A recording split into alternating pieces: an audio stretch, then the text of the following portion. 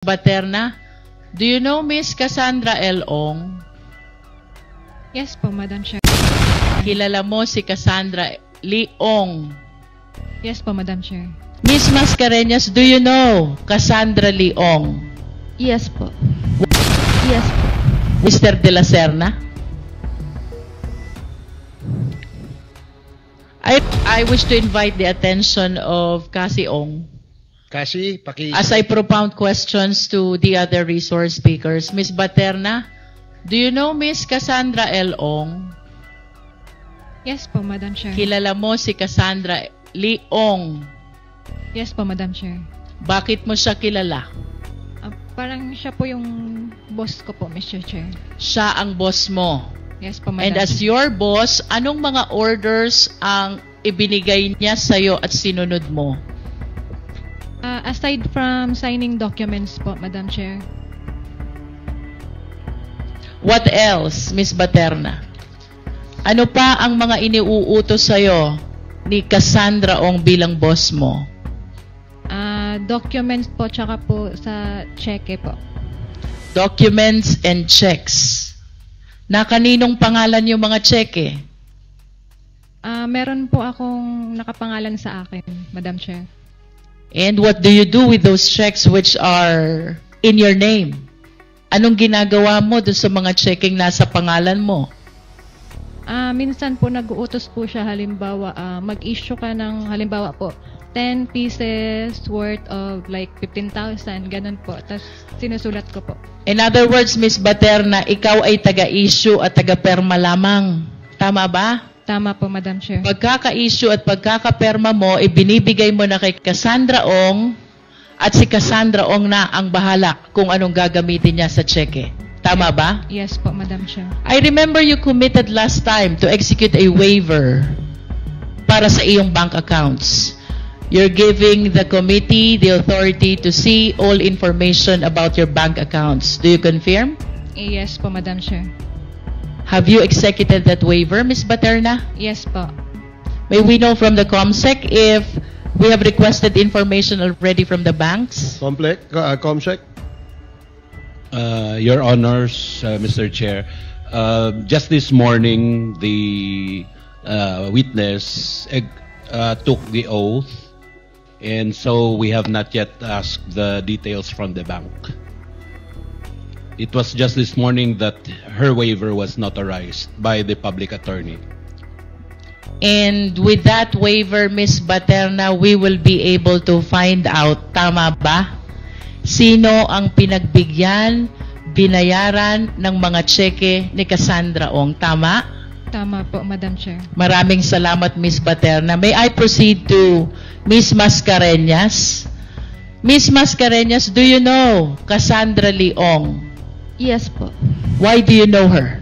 Kasama ko po siya sa office. Who is she in your office?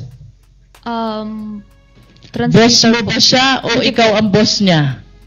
Parang same lang na kami ng position. Parehas lang kayo. So what does she do in your office? Nung una po kasi, nung na-interview muna siya, doon ko siya first time na nakita. Tapos hanggang sa pumasok na siya, although di ko na po matandaan kung kailan, pero most definitely nauna po ako sa kanya. Tapos, ang alam ko, parang personal translator siya ni Mr. Wu. Tapos lagi siyang kasama sa mga meetings. Tapos, until such time na siya na rin po yung nagipag-deal sa lahat ng mga kung sinong dapat kausapin.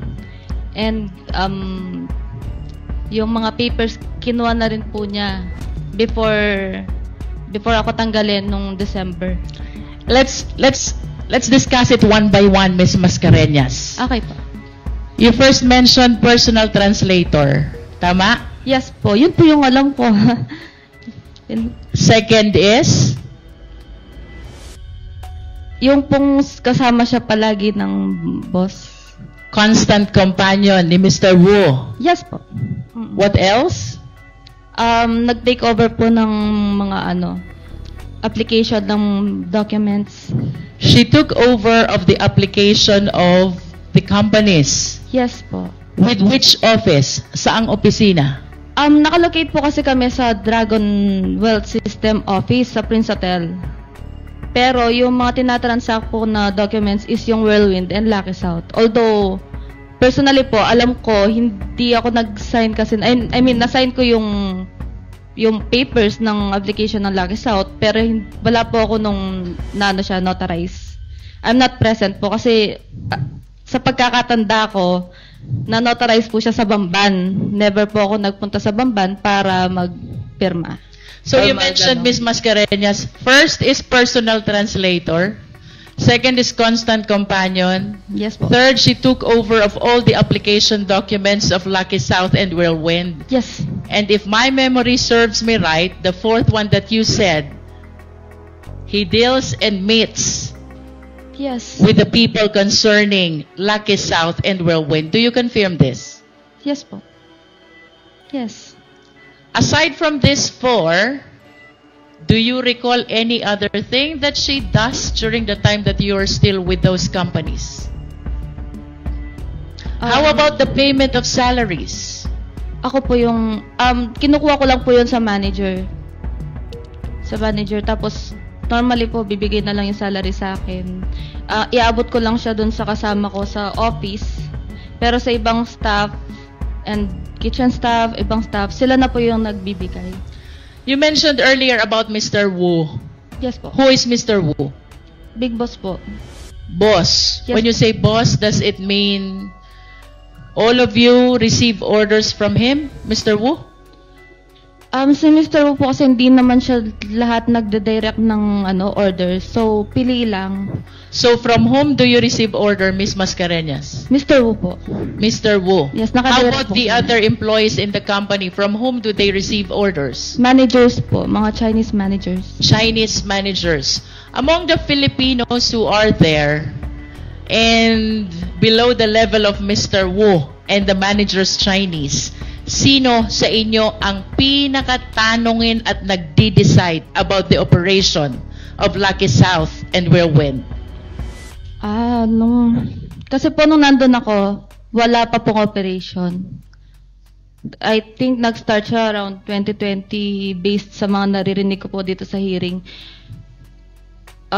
As far as I'm concerned, hindi ko po sure ha. Ang alam ko po, sila lang nag-usap. What do you mean sila? Cassie. Si Mr. Wu po and Cassie and Chinese manager. By Cassie, are you referring to Cassandra Ong? Yes po. Given the fact na personal translator, constant companion, he took over of all the documents, and he meets with the contracting parties of these companies. Would you agree with me if I would say, malaki ang kinalaman ni Cassie Ong sa lahat ng activities ng mga companies na ito? Yes, yes po. You said yes. Yes po. Siya po yung palagi kasama eh. Thank you. May I proceed to Mr. De La Serna? I remember you testified before. I just don't know if it is before this committee or before the Senate. Tumira ka sa Lucky South. Do you confirm? Yes po, Your Honor. Good evening po. Can you enlighten us again? Bakit ka dun tumira sa Lucky South?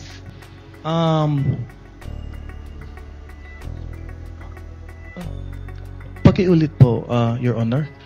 You stayed, you lived, you Yes, resided in the premises of Lucky South. Yes, Your Honor. I lived in that property because I am currently a student pilot in the aviation school in Clark po, Your Honor. You were a student of aviation? An aviation school kahit ngayon po, Your Honor, I'm currently a student in an aviation school in Pampanga But po. during the time that you were still living in Lucky South, bakit ka tumira doon? Because I am studying in a aviation school in Pampanga po, Your Honor. I see. You lived inside the premises of Lucky South because you were studying aviation in Pampanga. Yes po, I'm currently a student pilot po in Please, Pampanga. please limit your answer to the questions. Yes Now, po. Mr. De La Serna, Can you tell us the inclusive date when you were living inside the premises of Lucky South? Kailan ka nag-umpisa at kailan natapos yung pagtira mo sa Lucky South? To my knowledge po, Your Honor, nang first ko pong dating sa property po was on... Can I check my calendar po, Your Honor? Just the approximate date, Mr. De La Serna. Around November po ako first nagpunta po. November, that is 2000? 2023 po, last year po, Your Honor. November 2023 until? Andun pa po yung gamit ko until now po, Your Honor. Until now, until the raid. Yes po, Your Honor. Mabuti hindi ka nasama sa raid. Andun lang po yung mga gamit ko, Your Honor, but meron na pong nakitang rent, room for rent in Pampanga. Are you trying to tell us na nung nag-conduct ng raid, hindi ka na nakatira doon sa Lucky South? Yes po, Your Honor, pero andun po yung iba pong gamit po. So, saan ka nakatira nung nagkaroon ng raid sa Lucky South? I rent a place po near my school na po, Your Honor. In other words, kaya ka wala dun sa lugar during the raid dahil ibang lugar na ang tinitirahan mo, tama? Yes po, Your Honor. And can you please tell us, are you paying for the lodging in Lucky South? No po, Your Honor. So you were staying in Lucky South for free, tama? Po, Your Honor. And how far is Lucky South from your aviation school? 10 to 15 minutes po, Your Honor. 10 to 15 minutes. So, it is close. Tama? Yes, Your Honor. And who allowed you to live inside Lucky South? Ang kinausap ko is Ma'am Cassandra Leong po, Your Honor. Which means, Mr. De La Serna, kapag may titirang mga tao sa Lucky South, it is Cassie Ong who decides. Yun ang hindi ko po. In my case po, Your Honor, siya po yung kausap ko. Sa iba, Aside from you, may iba pa bang nakikitira dun sa Lucky South? hindi ko po alam, Your Honor.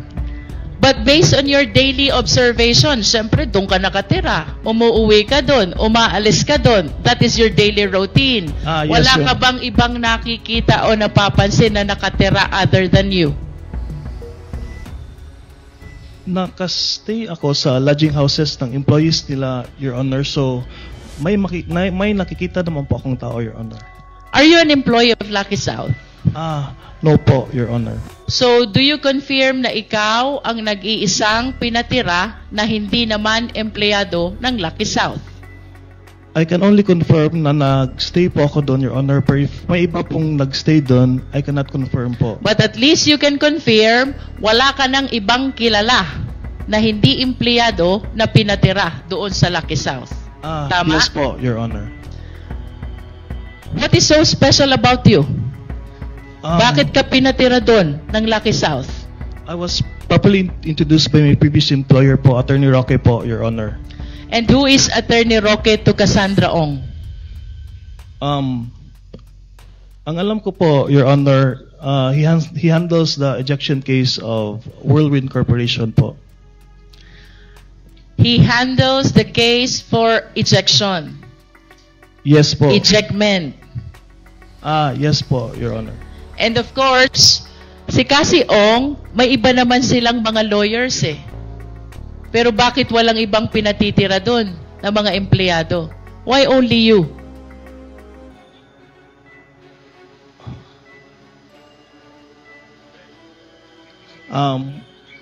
Nakatira po ako doon, Your Honor, because I need a place to stay because I am a student pilot in Pampanga. I po. know, but there are a lot of people who needs a place to stay as well, for free, the same as you. Anong dahilan at pinatira ka doon ni Cassandra Ong?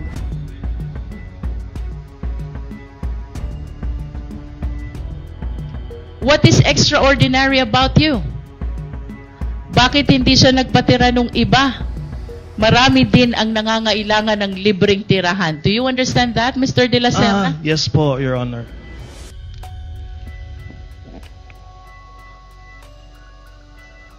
I cannot answer that, Your Honor, kasi I am not the decision maker naman po, Your Honor. But at least you can confirm na sa iyong pagkakaalam, wala ka ng ibang nakita na hindi empleyado na pinatira sa loob ni Cassie Ong. Tama? It's just a yes or a no. Before I answer that, Your Honor, I want to say that wala po akong kakilala po doon sa loob po ng compound. Wala kang ibang kilala except for Cassie Ong. Yes po, Your Honor. And the reason kung bakit tumira ka doon is because Cassie Ong has the authority to decide for Lucky South. Tama? Yes. Otherwise, hindi ka makakatira sa loob ng Lucky South. Okay po, Your Honor. I wish to direct the next question to the PAGCOR, perhaps Attorney Fernandez, to lessen the burden of Chairman Altenco. I just want to confirm again. You know Cassie Ong. Yes, ma'am. Why do you know her? She went to our office po regarding Lucky South 99 po, regarding po the arrears that they have po in 2023. And she was representing which company? Lucky South 99. And she was accompanied by? Attorney Roque po. Yes. In other words, she went to your office to represent Lucky South along with a lawyer in the person of Attorney Harry Roque. Yes, ma'am. Can we hear from PAOK?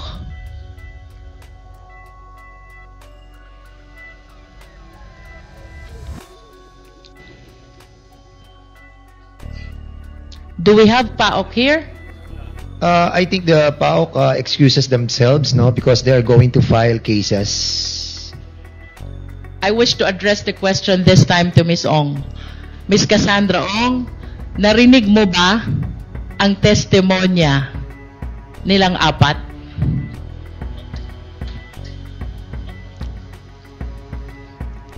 Yes po.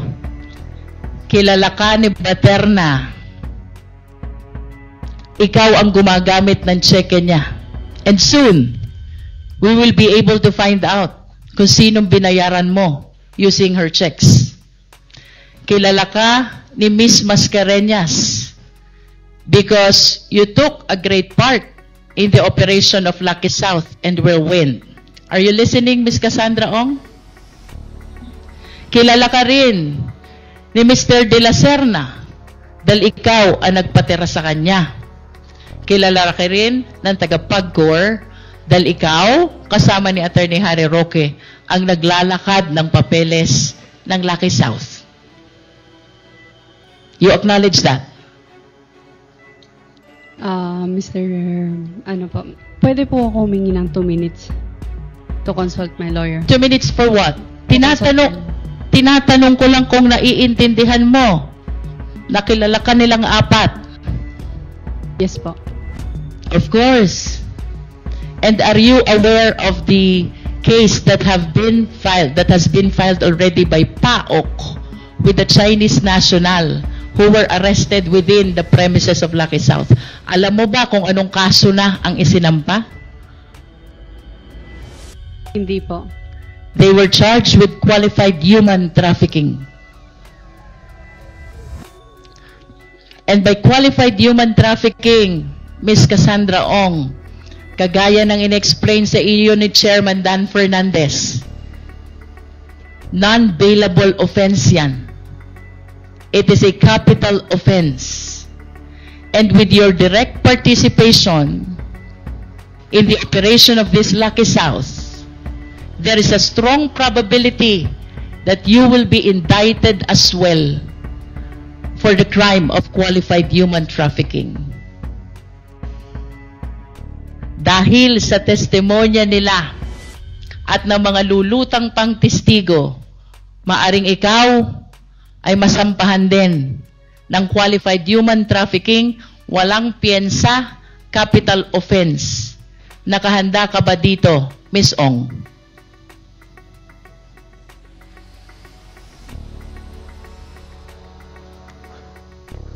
Please answer the question, Ms. Ong.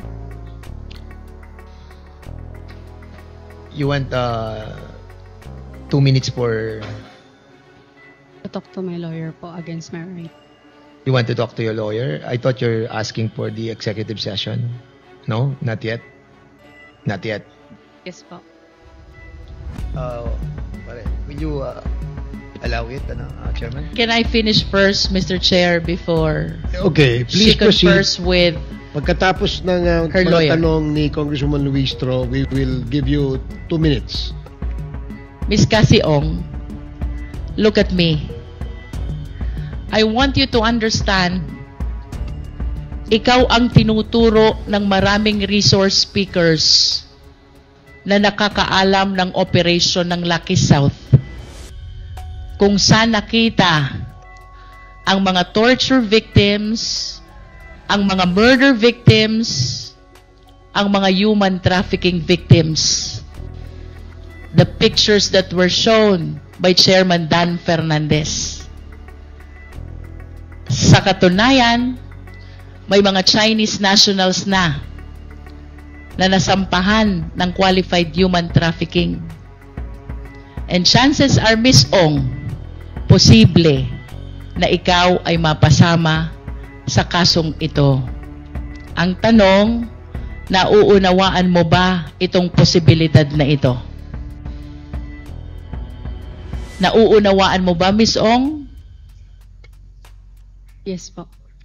At kung nauunawaan mo, naiintindihan mo din ang posibilidad na ikimakulong, walang labasan, walang piyensa.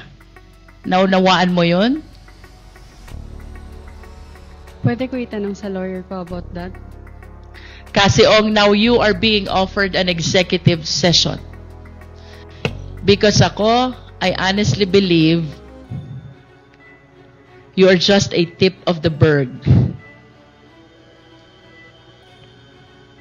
Help the Quadcom. You know why?